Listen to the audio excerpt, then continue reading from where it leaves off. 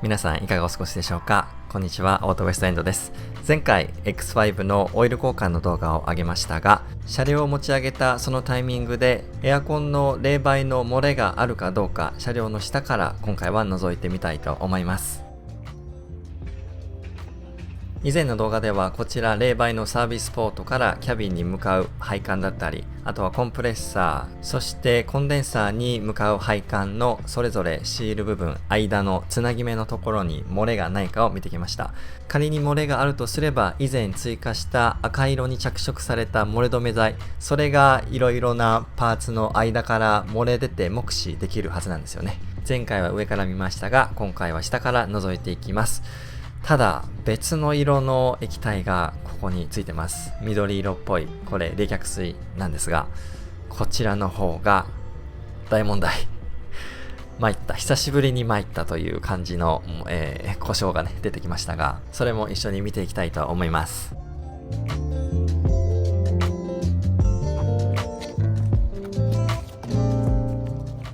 下から見えるようにこちらの泥よけアンダーカバーを外していきます。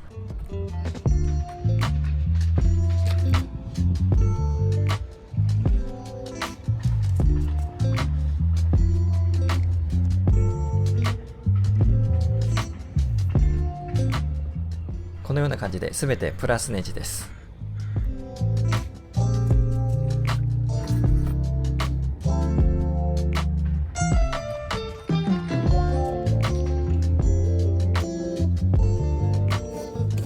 車両前方の方には1列に並んで4つあります。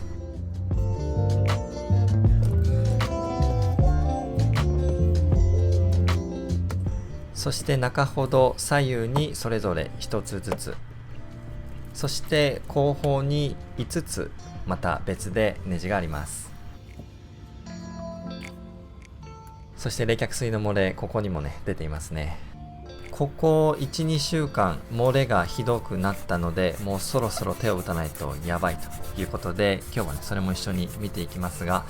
1年ほど前にウォーターポンプからの冷却水漏れを直して、そしてラジエーター付近のセンサーから漏れているものも数ヶ月前に直しましたが、また来たかと。もう冷却水周りはお腹いっぱいなんですけども、待ってくれません。ヘッドライトの保護フィルムのんきに貼ってましたが、その間にも着々と進行していたようです。ちなみにアンダーカバーは画面に向かって右側にずらすと外すことができます。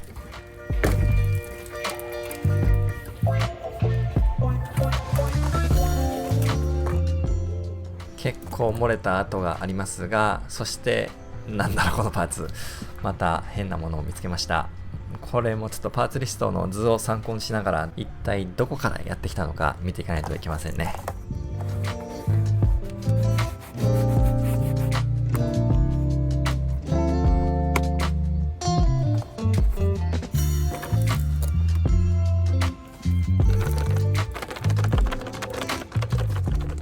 はい、車両側と言いますと、冷却水の漏れがびっしり、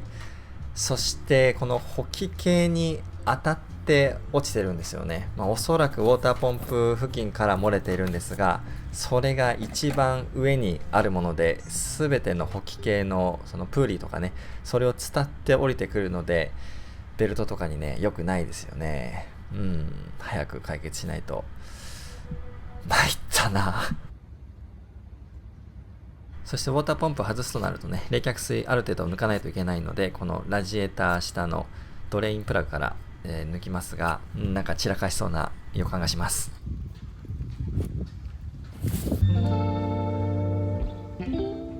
一つずつということで、エアコンの冷媒の漏れから見ていきましょう。確認したかったのは、このエアコンのコンプレッサーにつながる配管ですね。その間から漏れ止め剤が出てきていないかということです。前回上から横からこのコンプレッサーを確認しましたが、その時に赤いものが見えていました。もうちょっとドキッとしたんですが、視聴者さんからこれ錆の可能性が高いということを教えていただきましたので、それに関しては一安心しているところです。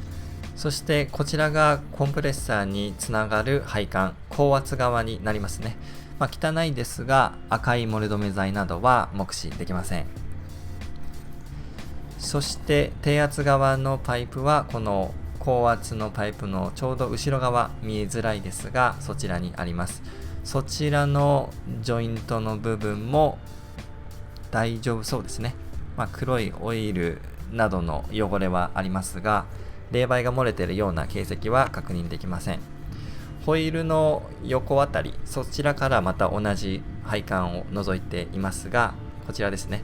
現状漏れはなさそうです。エアコンの機器は落ちていないので、漏れ止め剤が一応効いているのかなと期待はしていますが、またアップデートしていきたいと思います。車内のエバポレーター付近まだ目視できてないのでね。はい、それではもっと緊急を要するこちら冷却水周り、ウォーターポンプ周りをちょっと見ていきたいと思います。こちらがウォーターポンプ、そしてこちらがサーモスタット。これごと1年半ぐらい前ですかね、交換をしました。そしてその前後あたりで以前動画でもね報告させていただきましたが、修理屋さんに一度お世話になったことがあります。このウォーターポンプからつながるヒーターリターンパイプというところのエンジンブロックのちょうど上あたり、そこからの漏れがもう結構この X5 にあるようで、ちなみにそのパイプはヒーターコア、このキャビンの方にねつながっているんですけども、これから漏れるということがよくあるようで、信頼できる修理屋さんにお願いしたんですが、修理をしてからどのくらいでしょうか、数ヶ月経ったんでしょうかね。そのあたりからまたウォーターポンプとこのパイプの間、今白く包帯が巻かれているようなそんな状態になっていますが、そこからの漏れが少しずつ始まりました。ウォーターポンプ外して冷却水も抜いてオーリングを変えてもまだその後続いたので、これパイプの長さ短くなってしまったのではないかと思って、なんとかその隙間を埋めることを考えつつ、テフロンテープ、シャワーのジョイントなどに使われるそのかさ増しのテープですね、それを巻きつけまして漏れが無事止まりました。それから1年後また漏れてきてしまっているようです。どうしようかなと。そのパイプを外すにもこの空き地ではちょっと限界があるので、テフロンテープを交換したとしても応急処置でしかないということを、根本的な解決にはなっていないので、とても気が進まない。完全にこのパーツを交換したら治るという、そういうある程度の確証があってからの作業はいいんですけどね、結局応急処置にしかならないということですと、なかなか気が進まない。しかも冷却水絡んでるので散らかしそう。これは趣味でやって、そして自分のガレージがない、そういう環境ではだいぶ試練です。やるしかないか。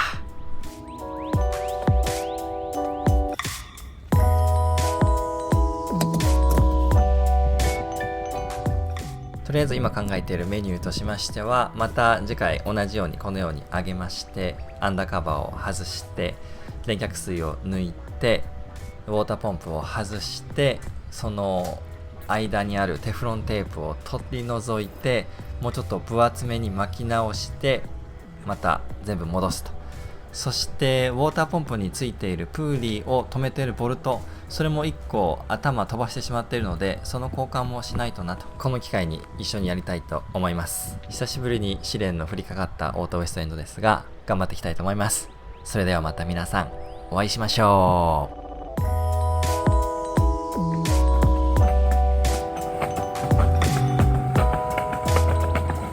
娘の帽子を落としてしまいました。歩いてきた道を戻ってます。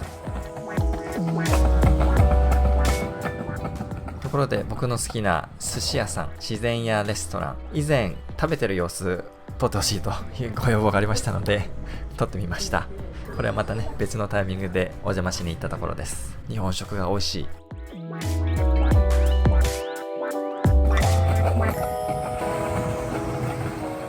そして画面右側に何か見えます。誰かが避けてくれていたみたいですね。ありがとう。カナダでも物を落としたら見つかりました。